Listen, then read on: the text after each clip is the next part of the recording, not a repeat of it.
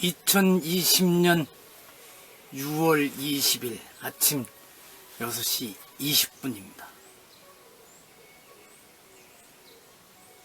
그제 서울서 후배들과 꽤 많이 마시고 와서 어제는 여주에 친구들 몇 명 만나면서 다 전날 많이 마셨다고 술 마시지 말자 그러더니 기분 좋아가지고 좀 막걸리를 꽤 많이 마시고 왔습니다. 그래서 좋습니다. 괜찮습니다. 그래서 어제도 별로 책을 못 읽었습니다만 오늘은 아예 책은 펼쳐보지도 말을까. 방어제 막 들어오는 달이 난간 7이 십몇 년 돼서 그냥 지저분한데 어제 페인트를 사왔으니까 그 난간에 닦아내고 칠을 하고, 지난 며칠 전에 선문고사 오셔서 대문 새로 달았으니까 거기도 칠 좀 하고 뭐 이런 식으로 시간을 노동에 바쳐볼까 이러고 있습니다. 낮에는 멋진 젊은 친구들 둘이 오기로 했으니까 와서 차 마시고 이야기하다가 나가서 점심 먹으면 될 것 같습니다. 오늘 그 친구들을 위해서 더치 카페를 내리기 시작했습니다.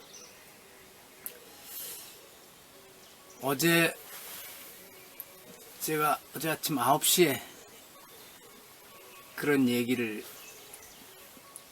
페이스북이나 블로그에 올렸습니다. 뭐냐면 1960년대 초반 존 F 케네디가 미국 역사상 최연소 대통령이 됐답니다. 40대 초반이었죠. 최연소였을 뿐만 아니라 물론 미국의 선거제도가 우리하고 좀 다르긴 합니다만 닉슨하고 표 차이가 20만 표 정도밖에 안 냈던 거로 제가 지금 기억합니다. 그리고 의회 지도자로서도 부통령으로 지명돼서 같이 된 린든 B 존슨보다 케네디가 의회의 경력이나 의회의 영향력 이런 데에서 모든 점에서 많이 뒤처져 있었죠. 근데 케네디는 원래 이제 집안 배경이 좋아서 특히 아버지가 재력이 넉넉하고 그래서 돈도 많이 쓰고 그래서 대통령이 됐던 것으로 압니다만, 문제는 거기다가 하버드 출신이라는 역사학을 전공했다는 이유, 그것이 좋은 쪽으로만 작용하는 것이 아니라 오만함으로도 작용하고, 근데 어떤 면에서는 또 자신감이 없으니까 내가 나이도 어리고, 그래서 그 어린 케네디를 가지고 말하자면 노르려고 했던 게 당시 소련의 공산당 제1석인 후르시초프였습니다. 그래서 얼마 전에 읽은 전쟁과 인간이라는 책에 세계 역사상에 주로 서양 쪽입니다만 중요한 전쟁들을 사례 분석을 하고 있는데, 전쟁으로 가진 않았지만 1960년대 초반에 그 쿠바 위기, 미사일 위기 때의 상황을 분석한 걸 보면 당시의 미국의 군사력이나 경제력 등등이 소련에 비해서 수십 배가 됐는데 그것을 소련과의 협상에서 유리하게 쓰지를 못하고 계속 오히려 매달리는 식으로 됐던 모양입니다. 케네디 쪽에서. 후르츠초프는 케네디를 아주 어린애 가지고 놀듯이, 그래서 결국은 쿠바에다 그렇게 해도 케네디가 뭐 어찌 하겠느냐 하는 소련 측으로선 판단이 서서 미사일 배치까지 가던 거였는데, 마지막 상황에서는, 위기 상황에서는 소위 민주국가라고 하는 미국이나 영국 같은 데가 가지고 있는 그런 시기의 장점이죠. 위기가 오면 또 다시 일어날 수 있는. 그래서 그 쿠바 미사일 위기가 해결되었습니다만, 아예 처음부터 대소 협상에 자기네 가지고 있는 힘을 유리하게 쓸 줄 알고 그랬으면 위기 자체가 오지 않았을 텐데, 그런 얘기를 그 저자도 했었습니다만, 요즘 우리 상황을 보면서 50년 전이 되나요? 50년 전에, 50 몇 년 전에 이 일이 이렇게 떠올랐습니다. 그랬답니다. 크루스초프가 걔네들 그냥 어린애 취급하고.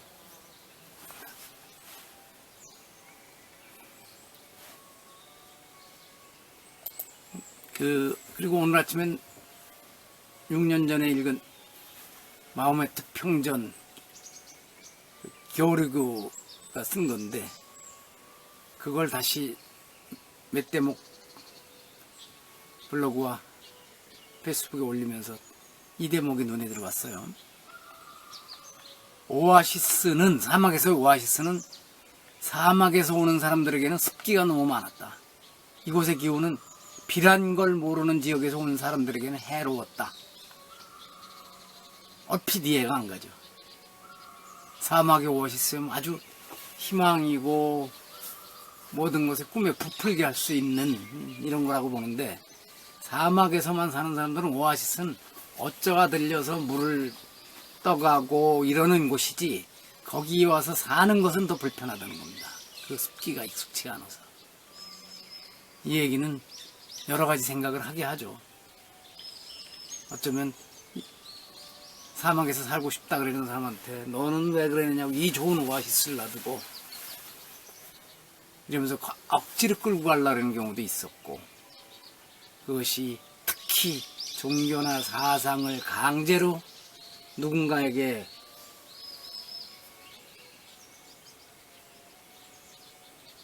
권할 적에 일어나는 일이죠. 그런 정도로 하고요. 오늘 방호제 영상편지 71번째입니다. 제목은 진실은 묻어둘 수 없다 그랬습니다. 오늘은 서양의 유명한 작가들의 말을 인용하는 것으로 하겠습니다. 첫 번째는 한 줄입니다. 진실은 가늘어지긴 하나 깨지지 않으며 물 위의 기름처럼 항상 거짓말 위에 떠다닌다. 그러니까 기름이 물에 섞이지 않듯이 진실도 그 위에서 항상 떠다니면서 뭔가 분리되어 있다는 겁니다. 섞일 수 없다는 겁니다. 이거는 어디 나오냐? 우리가 그냥 돈키호테라고 알려진 원 제목은 이렇다 그러네. 기발한 기사 라만차의 돈키호테. 세르반테스가 짓고 민용태 선생이 옮긴 장비에서 나온 책에 131쪽에 이 구절이 나옵니다. 그 다음에는 에밀 졸라의 나는 고발한다라는 책에 그 중에서도 프랑스에게 보내는 편지가 있습니다. 거기에 한 대목입니다. 저는 이 구절은 참 많이 인용했습니다. 그대로 읽겠습니다. 애초에 내가 말한 대로 진실은 전진하고 있다. 그리고 아무것도 그 발걸음을 멈추게 할 수 없으리라. 사악한 무리들의 방해에도 불구하고 소중한 전진이 한 걸음 적시에 이루어지리라. 진실은 그 자체로 온갖 장애물을 분쇄할 힘을 가지고 있다. 사람들은 진실이 가는 길을 가로막고 또 얼마간 진실을 땅속에 묻어두는 데 성공할 수 있으리라.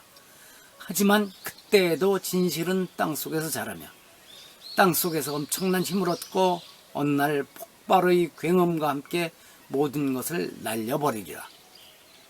앞으로 몇 달 더 거짓과 밀실 속에 진실을 가두어 보라. 그러면 그들은 더할 나위 없이 무서운 재앙을 준비했음을 곧 알게 되리라. 이렇게 믿고 싶은 겁니다. 인류 역사에서 진실이 모두 밝혀진 수 있었겠습니까? 아마 수천 년, 수만 년을 묻혀있는 진실들이, 묻혀갈 진실들이 있을 겁니다. 그런데 왜 진실이 그렇게 묻힐 것이다 라고 우리가 모든 사람이 믿는다면 이 세상의 문제가 커지죠. 범죄가 더욱더 만연해질 것이고, 권력을 가진 사람들은 갈수록 그 권력을 악용해서 치부를 하고 누군가를 몰살시키고 이런 일들을 하게 되겠죠. 근데 이게 참 재밌다고 할 수는 없습니다만, 그렇게 자신들이 권력을 가지지 못했을 적에는 권력을 가진 쪽에 대해서 이와 비슷한 얘기를 하면서 진실을 밝히라고 하던 사람들이 자신들이 권력을 쥐게 되면 그 순간부터 어떻게든지 진실을 감추는 쪽으로 돌아서는 모습을 계속 보고 있습니다. 우리나라를 비롯해서 미국도 마찬가지고 동서고금의 모든 권력이 그래 왔다고 저는 봅니다. 그게 아마 권력의 속성일 겁니다. 진실을 감추고 싶어 하는 것이.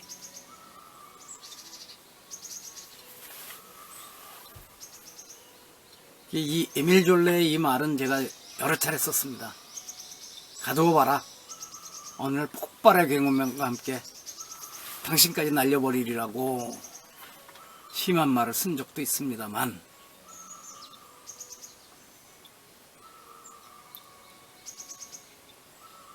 에밀 졸레의 경우에는 드레피스 사건으로 추방도 당하고 유죄 판결 받고 많이 했죠.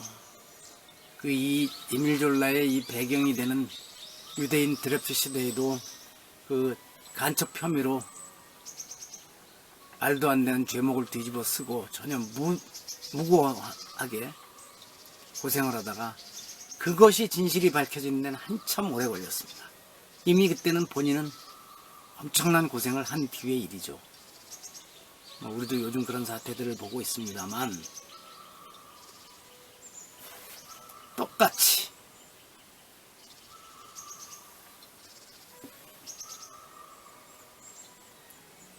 진실을 감추는 일에 앞장을 서고 그것을 정당화하고 그러는 과거에 진실을 밝히라고 요구했던 사람들이 그 짓을 하고 있는 걸 보면 참 역겹습니다. 오늘 노래도 한 곡 불러볼까 그랬는데 이제 너무 길게 하면 안 될 것 같아서 6월 20일 71번째 방호제 영상편지는 여기서 마치겠습니다. 오늘 한번 제대로 일도 좀 해볼까 합니다. 이 방호제는 아직 시원해서 아침 저녁으로는 이렇게 옷을 길게 입어도 좋고, 밤에 그래도 아직은 이불을 덮고 자도 괜찮습니다. 낮에는 여기도 덥습니다만 그래도 그렇게 힘들어할 정도 아니고 아직 거실에서 선풍기도 돌리지 않고 있습니다. 복이죠? 여기까지가. 여기서 마치겠습니다.